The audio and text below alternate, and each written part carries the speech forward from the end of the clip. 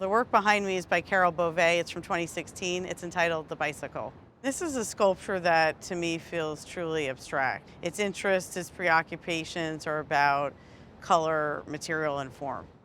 This is part of a series of collage sculptures that she started to make in 2016, which were really a new and much more abstract body of work. She often talked about being related to or connected to the very industrial landscape of South Brooklyn. It's a work that has three different parts to it. It's all steel. There's a found piece of steel that she crushed. There's a painted, fabricated piece of steel, that's the yellow piece, and then there's a small, black, highly burnished disc in the work.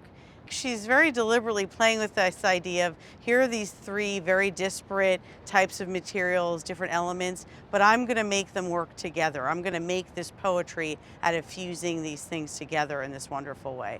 I also think there's a great sense of movement in the sculpture, and that the yellow element, for example, it almost doesn't seem like a metal. It almost looks like a clay. It has this kind of seeming pliability to it that isn't really there, but she seems to be able to evoke through her adeptness with the material.